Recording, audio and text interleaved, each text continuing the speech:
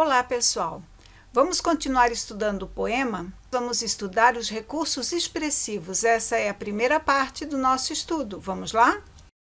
As imagens que nós temos aqui foram retiradas do livro de vocês, certo? Nós primeiro vamos ver o ritmo no poema. Releia esses versos de 3 estrofes do poema O Trem. Vem também, faz o balanço do trem. Você vem, faz o balanço do trem. Vai que vai, vem que vem, vem também. Há um som que se repete nesses versos. Qual é? Você deve ter percebido que os sons em, no final de algumas palavras, eles se repetem, e também o som de v, o V, no início das palavras. Não é verdade? Com relação a esses versos, pode-se dizer que, com poucas modificações, os versos são repetidos intencionalmente ao longo do poema. Na última estrofe, retomam-se os versos iniciais de cada estrofe para avisar o leitor que a menina partiu.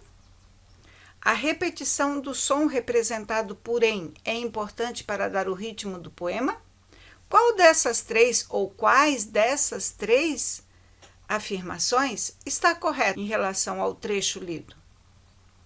Muito bem, você deve ter percebido que a número 1 e a número 3 estão corretas, não é verdade? Porque na número 2, nós não sabemos se a menina partiu. Ele não fala nada a respeito da trajetória da menina, certo? Que efeito a repetição desses sons provoca?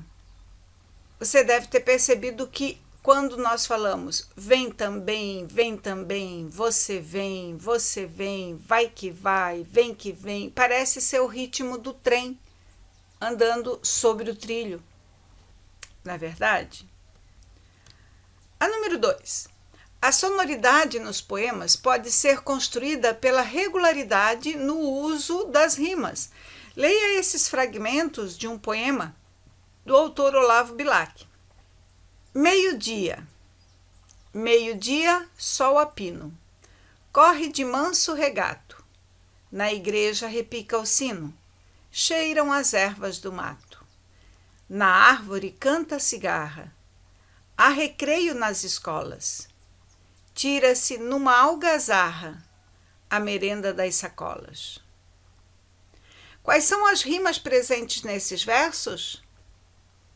Você deve ter percebido as duplas de rima. Nós temos aqui pino, sino, regato, mato, cigarra, algazarra, escola, sacolas.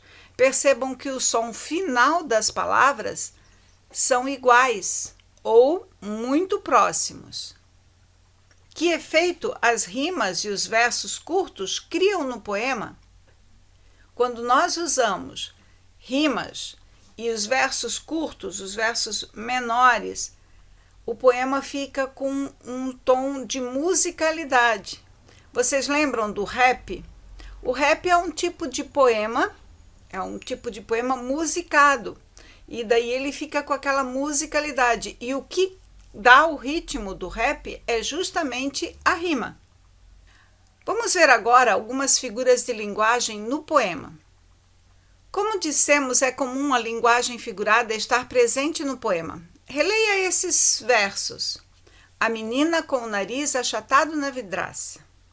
E o 2, na bolsa a menina leva pérolas coloridas, girassóis e margaridas, anõezinhos de voz fina. E no 3, é que a bolsa é cheia de sonhos, alegres e tristonhos. Em quais desses versos aparecem exemplos de linguagem figurada? Observem o primeiro verso.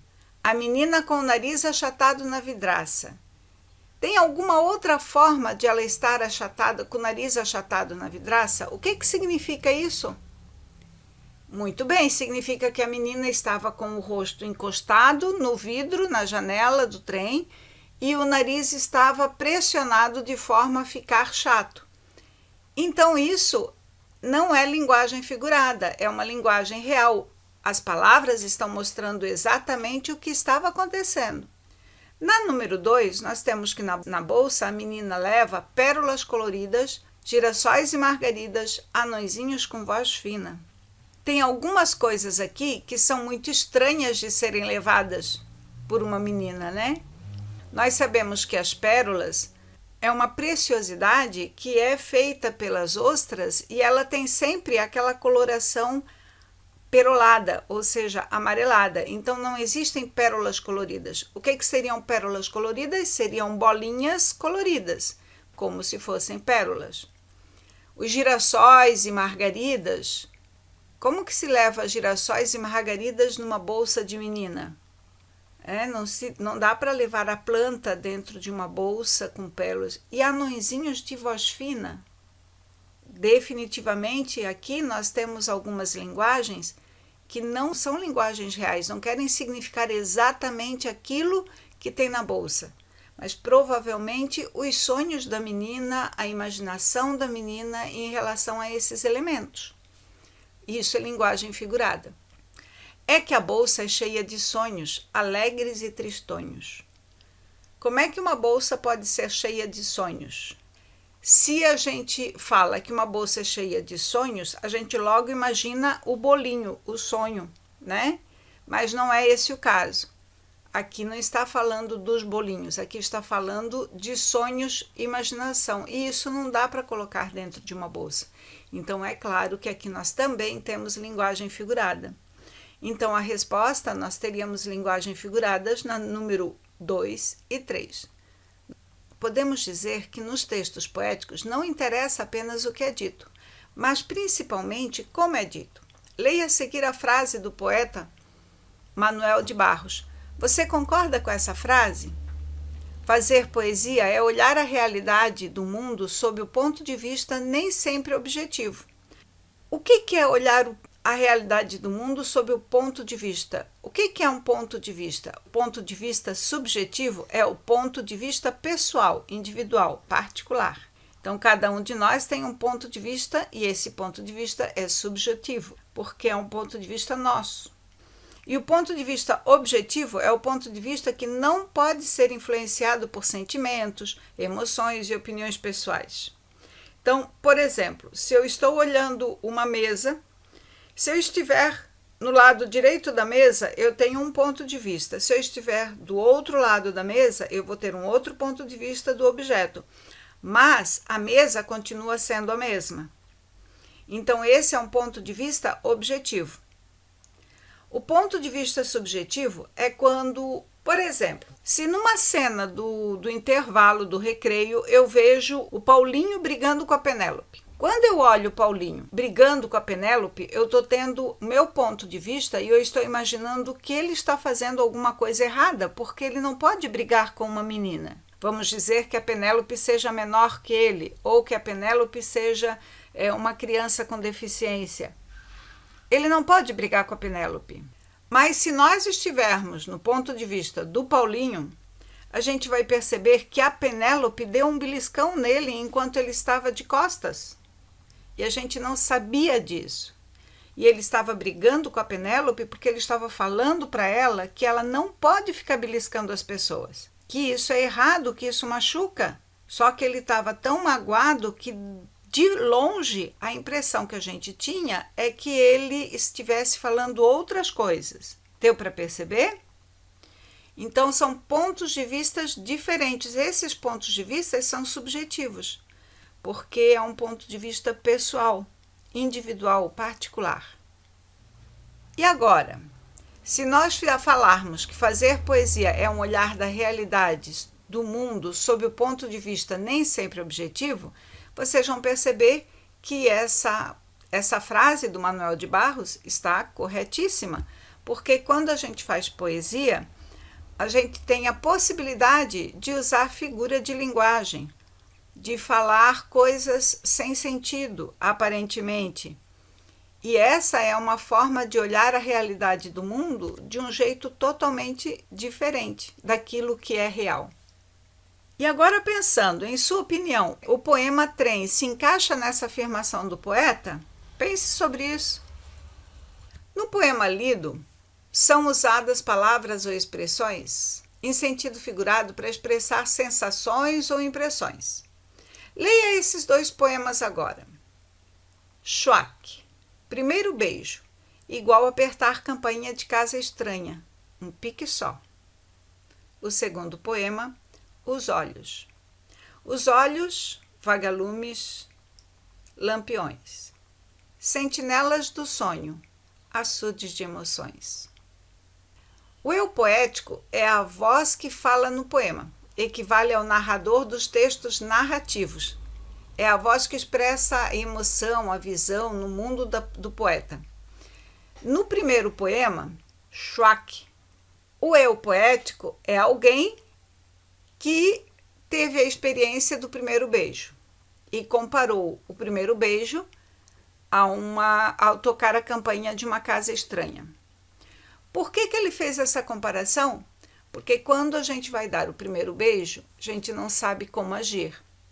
E quando a gente toca a campainha de uma casa estranha, a gente não sabe se a pessoa vai receber a gente bem ou não. Então dá aquela sensação de insegurança, coração dispara. E quando a gente decide, a gente vai lá e toca e pronto. Assim também no primeiro beijo. A gente vai e beija e pronto. Então é uma coisa bem rápida e dá vontade de sair correndo depois, né? No poema Os Olhos, é alguém que está comparando os olhos a vagalumes e lampiões. O eu poético não são os olhos, é alguém que está falando dos olhos. Deu para entender? No primeiro poema, o eu poético faz uma comparação entre a sensação do primeiro beijo e a de apertar a campainha de uma casa estranha. Que efeito de sentido ele consegue com essa reação? 1. Demonstrar que o som da campainha é como o som de um beijo. 2. Dizer que apertar a campainha de uma casa estranha faz o coração disparar como no primeiro beijo. 3. Provar que beijar e apertar a campainha de uma casa estranha provocam a vontade de sair correndo. Vocês devem ter observado já que a número 2 e a número 3 são a corretas, certo? Porque a número 1, como é que tu vai tocar a campainha e vai fazer o barulho? Não tem como. A número 3. O poema Os Olhos diz que os olhos são vagalumes. Você sabe o que é um vagalume e por que ele tem esse nome?